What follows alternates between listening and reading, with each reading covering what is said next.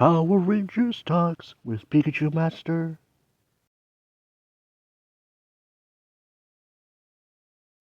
Oh,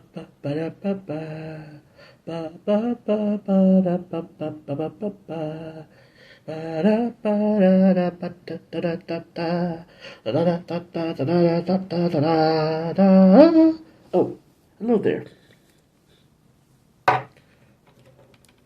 Oh, you read about the Bad King with Krispy Kreme. Oh, wrong show. Movie.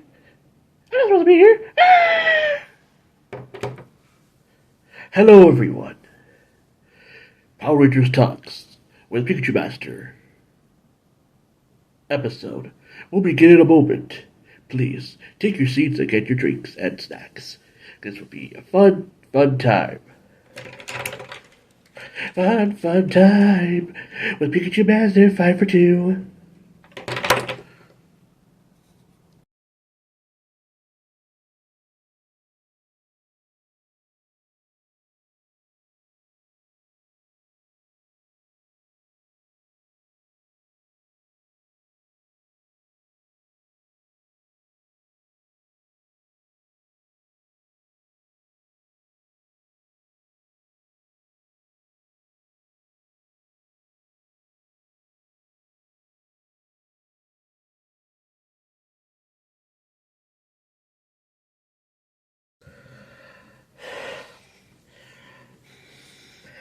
And now we can begin. Da, da, da, da, da, da, da, da, da, da. Hello, everyone. This is Pikachumaster 5 for 2, 5 for 2, 5 for 2, da da da, with another exciting episode of my Power Ranger Talk series with yours truly. Now, today's episode, we're going to be continuing our Mighty Morphin Power Rangers Season 1 episode reviews, which we're going to tackle episode 6 to 10. So, let's get Pika started. Lately, I will be reviewing all 30 seasons of Power Rangers, starting at the very beginning with Season 1 of Power Rangers.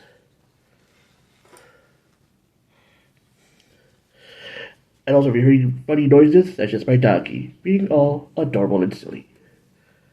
Okay, so now let's start off. Okay, let's see. Sorry, episode 6. Okay. Episode 6. Food Fight. Release date September 4th, 1993. This episode aired on September 4th, 1993.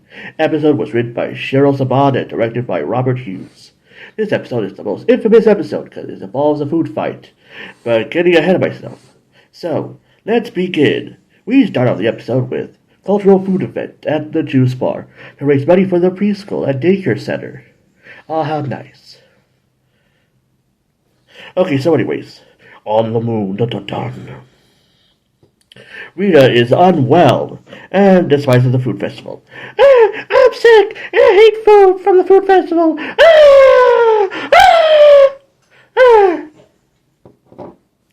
So let's see. Where was I? Where was I? Oh, the scene with the food in the food festival is making me hungry. Oh, yeah. I wrote that in. Okay. Bulk, Skull, and his goons start a food fight, and chaos ensues throughout the juice bar. Food and snacks is thrown everywhere, and the entire place is a mess. Back on the moon, Rita requests to make a punchy pig who will eat all the world's food. Dun dun dun. Make me a punchy pig! No! Punchy Pig is sent to Earth and starts to eat food. Nom, nom, nom, nom, nom, nom, nom. The food fight is going crazy, which more food is thrown. No, not the food, not the food. See, even my doggy's worried. Not the food. Let's see. Food fight is going crazy, with more food thrown. Punchy Pig goes to a park and eats a picnic full of food. He's getting a run for his money. Let's see. Boo-boo. Okay, let's see. Then Zordon summons the Rangers to the command center and tells them about Punchy Pig, who will eat all food in 48 hours. Maybe longer, because no one touches my food. Okay, maybe longer because no one touches my food. Paws off my food. Okay, so the Rangers then fight against Pudgy Pig. We're gonna fight you, Pudgy Pig! Oh yeah! Then let's see. Okay, the Pudgy Pig eats all their power weapons. No, my power weapons! No, my sword! No, my sword! No, my sword! Oh! Let's see. Let's see. Blah blah blah. Okay. Where was I? And then Pudgy Pig teleports the Rangers away to the park. We're in the park! Then eats all the food at the juice bar. Plus, there's a funny scene with Pudgy Pig and Broken Skull. Pudgy Pig continues to eat, except for the spicy food. Mamma mia! I don't want to bring Italian. They don't. Okay. I don't want to do Italian. I love Italian food. The Ranger sees the mess and Tree notices that Pudgy Pig didn't eat the spicy food. So they make a plan. The Rangers continue their fight against Pudgy Pig and lay a trap, by putting a spicy radish in a sandwich. Then Pudgy Pig burps out the Rangers' power weapons, and Pudgy Pig is defeated by the Power Blaster. Hooray!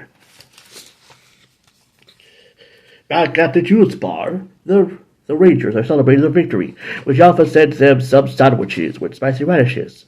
The principal eats one and asks for water because it's very spicy. Mamma mia! I don't know, I'm doing Italian. That's a sandwich. Okay. Let's see. The episode ends with everyone laughing and all's well that ends well. Curse my writing. My thoughts on episode 6. My thoughts on episode 6 is that this is a fun episode, mostly for the food fight, the battle with Pudgy Pig, and how the Rangers make a plan to defeat Pudgy Pig with spicy food. Plus the comedic moments with Bulk and Skull as they throw food at people. Now I'm going to make some food cause I'm freaking hungry. Because I'm freaking starving. Write this episode review. Anyways, let's get to episode 7 before I clean out the entire fridge. Full of food. Okay, let's see. Episode 7. I don't know why I'm doing the accent. Okay. Big Sisters. Release date, September 30th, 1993. Wow, that was a big gap between episodes. What's the September 4th? And now September 30th. They probably reran those first 7 episodes. The first 6 episodes. Episode 7. Okay, I already said that. Episode 7. Release date, September 30th, 1983. Episode 7 was written by Gary Glassberg and Shuki Levy, and directed by Jeff Rayner. Fun fact, Episode 7 marks the debut of the Rat Bug. The Rat Bug! And today's episode starts off with Kimberly and Steve looking for Maria. Maria, where are you? How do you suffer from like Maria? Da-da-da-da-da-da. Let's see, Maria at the juice bar. We're looking after her for the day. Then a bunch of dudes ran out of the showers, which was very funny. Which Tree and Kimberly realized it was Maria who raised the temperature of the water. How do you suffer from like Maria? Da-da-da-da-da-da. How do you suffer from like Maria? That's the Sound of Music reference. Yes, I'm a theater nerd. So anyways, Rita located the ancient power eggs and plans to use an evil force to trap the Rangers. I'm gonna use power eggs and roll over. So let's see. Okay, what else? Rita realized only a child could get the box. Oh no, I can't get the box. So Rita requests Spencer to summon a chunky chicken. You, send the chicken. That's very chunky. And it goes, go. A chicken who is chunky and will be used to capture a child. Great, now I want chicken strips. Okay, so let's see. Anyways, it's here. Kimberly and Treaty go on a picnic with Maria. Then they are surrounded by the Putty Patrol, which Kimberly and Treaty find out. Maria gets captured by the putties. Oh no, what a twist. Let's see. Kimberly and Treaty get Billy, Zach, and Jason to go talk to Zordon, but the communicators are not working. So they go to Billy's house, where Billy introduces the Rat Bug, and travel to the command center by the Rat Bug. At the command center, Zordon talks about the mystic power eggs that was hidden by the Morphin Masters. Not the Morphin Masters from Dino Fury, Morphing Masters. and cast it into the sea, and only a child can open it. If Rita gets the eggs, she'll be unstoppable and have a life supply of scrambled eggs with salt and pepper. So the Power Rangers travel to the cave and rescue Maria. Unfortunately, the box is open and the eggs is revealed. Alpha tries to locate Maria while the Power Rangers battle Chucky Chicken and Gold Dog. Rita chases after the eggs on a unicycle. Give me the eggs! On a motorcycle. Unicycle, not motorcycle. And tells them to bring the power eggs, or else Maria, who is tied up, will fall to her doom. Bring me the eggs, or else Maria will perish! Ah! The Rangers summon the Dinosaurs and form the Megazord. Chucky Chicky cuts the rope and the Megazord rescues Maria. Then Billy summons the Ratbug remotely, and drives Maria away to safety. Maria away to safety. I think it's not we can't. So anyways, the Megazord battles Chunky Chicken, who's very chunky, like a chicken.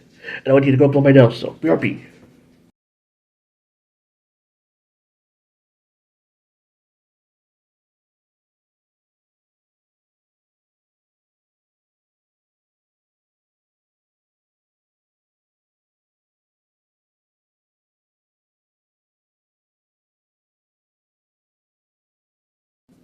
I'm back. Cruciology season. Okay, so anyways.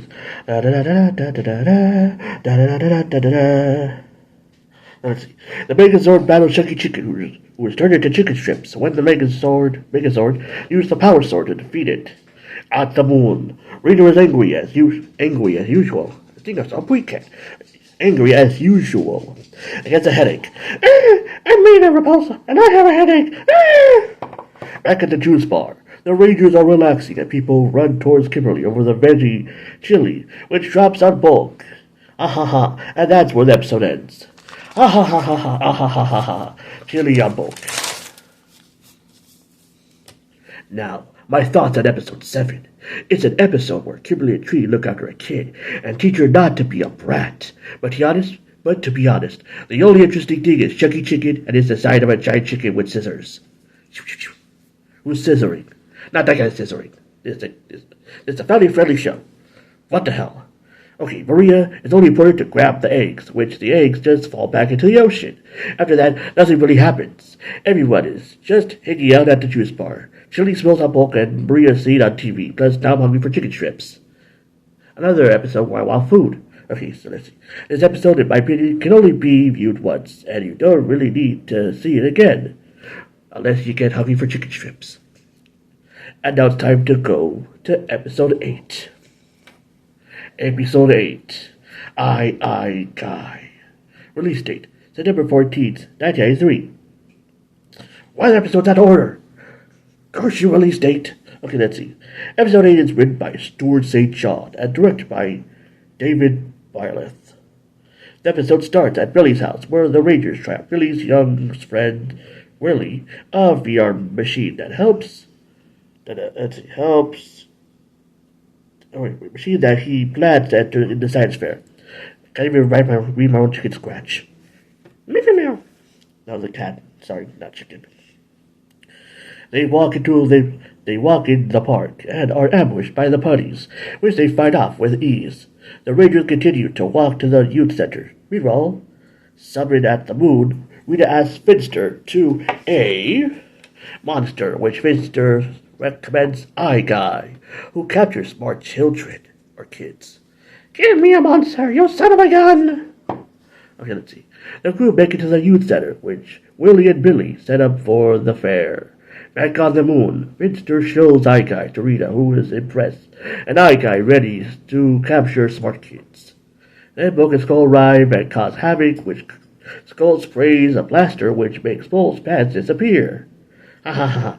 Bulk and Skull fight Jason, Zack, and Billy, which they lose and are teleported into a transformation machine and dressed in women's clothes, which they run off. Unfortunately, that causes Willie to get disqualified from the competition and runs away to the park. I Guy Shine Eye captures Willie, learning only his hat behind. Leaving. Not learning, leaving. God, my writing. The Rangers try to follow Willie, only for them to discover his cap, and so they teleport to the command center, which Zodan says, It's Rita doing, which Eye Guy captured Willy in a dimension, and the only way to free him is to destroy the main eye. The Power Rangers battle Eye Guy, which they use the Power Blaster. But unfortunately, he reforms. Sordon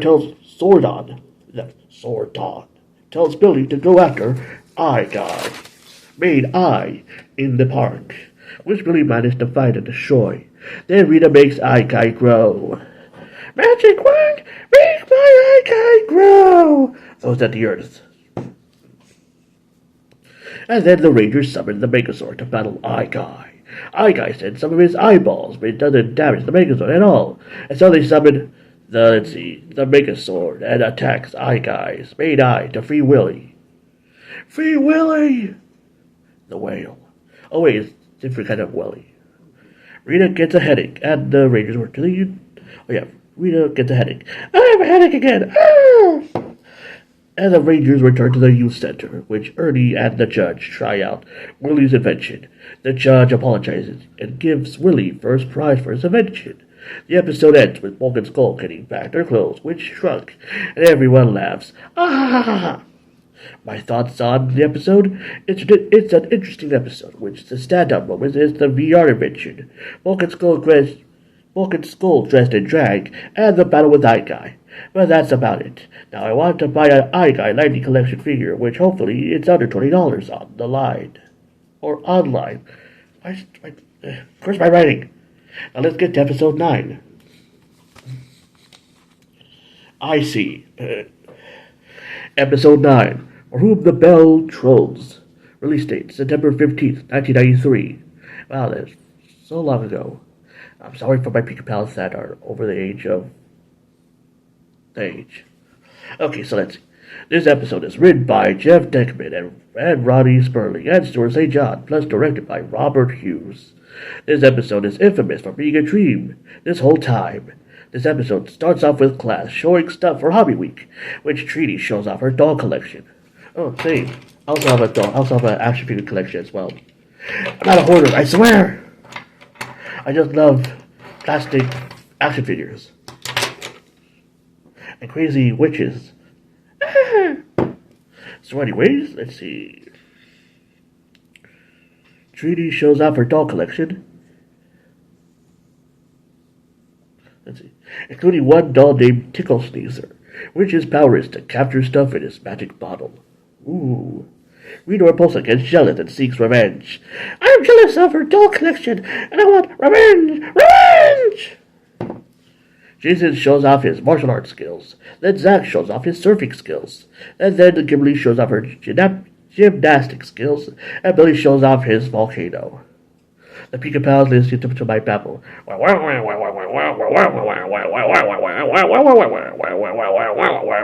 Potatoes. Okay, so anyways. And Billy shows off his volcano. After Bulk and Skull try to pick on Trini and Billy, but then Skull presses a button and pink goop gets in Bulk's face. Trini puts away her doll collection and goes to sleep. Squat then goes to Trini's room and uses a machine to bring Tickle Sneezer to life. Dun dun dun. I think it's not a Squad Rebel. I always get those names mixed up. It's the short blue dude that's wearing armor. As a monster, Rita then uses Tickle Sneezer to capture the Rangers. You capture the Rangers, Tickle Sneezer! Tickle Sneezer gets a motorcycle, then a tower, and a car with Trini and Billy inside. Dun dun dun. Rita cackles and sends Goldar to Earth. Ah! At the juice bar, Jason and Zach spar, while Kimberly watches. Jason breaks a board, which Bulk thinks he can slice a cake and hurts his hand. Haha, comedic scene. Zoran summons Jason, Zach, and Kimberly to the command center and tells them about Tickle Sneezer, which then they have to deal with. The putties and Goldar, while Tickle Sneezer drops his bottle, which lands on the train. Oh no! Kimberly rescues them and frees them from the bottle. Billy and Trini join the fight and beat up some putties.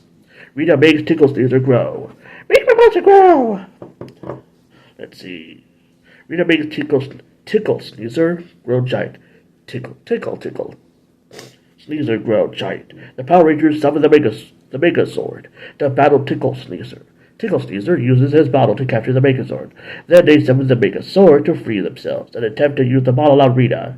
And also, there's a Japanese kid in the footage. No, really, there is. There's like one frame with a kid behind the Megazord, or Tickle Sneezer. Yeah, so that's a fun fact. Okay. So, anyways, they attempt to use the bottle on Rita and her goons. Rita teleports away. I'm teleporting away! La la la! And Zordon says that Tickle Sneezer is good, and he gives back all the stuff he stole. Then Trini wakes up from her dream and finds Tickle Sneezer on the floor, which she is relieved, and Trini goes back to sleep with her doll. The next day at Hobbies Week, Vulcan Skulls show off their Fleet Collection circus. But they don't get a Miss Appleby, which everyone laughs at her. And that's the end of episode 9. My thoughts on episode 9. It's a charming episode in which the Rangers show off their hobbies, but I'm conflicted on the dream with the monster of the week, Tickle Sneezer, which I liked the battle with the Rangers and Megazord fight, but a bit bummed that it was all a dream and was not real to the Rangers. So let's see. Would I watch it again? Maybe next time if I did a treaty-focused episode marathon. But now, let's get to episode 10! Episode 10. Happy birthday, Zach! Release date, September 16th, 1993. Written by Stuart St. John and directed by Jeff Rayner. This is the episode which is about Zach's birthday. Yay! Happy birthday to you. Although my dog is just chewing random stuff. So let's see. Now, in the episode, at the juice bar, Trini, Kimberly, Billy, and Ernie are preparing for Zach's surprise birthday party. Yay! Hooray! Anyways, let's see. Ernie has a problem with Billy's cake machine and is covered in goop. Rita plans to summon a monster to ruin Zach's birthday. Oh no! Back at the juice bar, Jason brings more paint cans to help decorate for Zach's birthday. Ernie talks about the Power Rangers and how great they are. Then Vulcan Skull arrives to be annoying and ruin everything. It's all funny. Ha ha ha. Rita suggests Nasty Night. Then the Rangers get dubbed for Zach's party, but then Zach arrives, which the Rangers quickly hides the decoration at 2 times speed. Da da da da da da da da da da da da. I don't want to bring music. Okay, so let's see. Zach wonders where they are and leaves in the woods. Vince's red bamboo to make a sword for a nasty night. At school the next day, Zach chats with Kimberly and hints at his birthday. Kimberly then says something else. Oh yeah, like my poodle's birthday. Then elsewhere, Zach gets bumped and walks away. Kimberly feels bad about Zach not remembering his birthday. No, feels bad about not remembering Zach's birthday. But the group tells Kimberly that Zach will be happy when he sees the surprise party. Okay, so anyways, out of the dessert, Zach is talking to himself, all sad that no one remembers his birthday. And then my doggy sneezes.